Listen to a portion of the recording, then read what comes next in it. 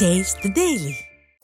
காஞ்சிபுரம் கச்சபேஸ்வரர் கோவிலில் ஆருத்ரா தரிசன விழாவையொட்டி நடராஜ பெருமானுக்கு சிறப்பு அபிஷேக ஆராதனைகள் நடைபெற்றது.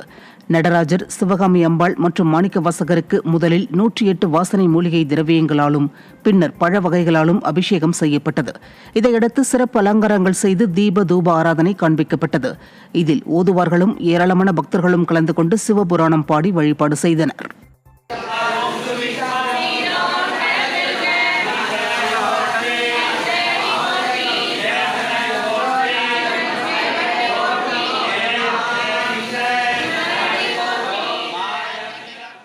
திருப்பூர் மாவட்டம் உடுமலை மாரியம்மன் கோவிலில் மார்கழி திருவாதிரையையொட்டி 108 தம்பதிகள் சிறப்பு வழிபாடு நடத்தினர். கோவிலில் மார்கழி திருவாதிரையையொட்டி சிறப்பு பூஜை நடைபெற்றது. இதில் 108 தம்பதிகள் பங்கேற்று குடும்ப வாழ்க்கை சிறக்கவும், குழந்தை பாக்கியம் இல்லாதவர்கள் குழந்தை வரம் கிடைக்கவும் மாரியம்மனை வழிபட்டனர். நான்கு வேதத்திலே கூறிய வண்ணம் சிவபெருமானால் படைக்கப்பட்ட 28 சிவ ஆகமத்திலே கூறிய வண்ணம் யாக வழிபாடு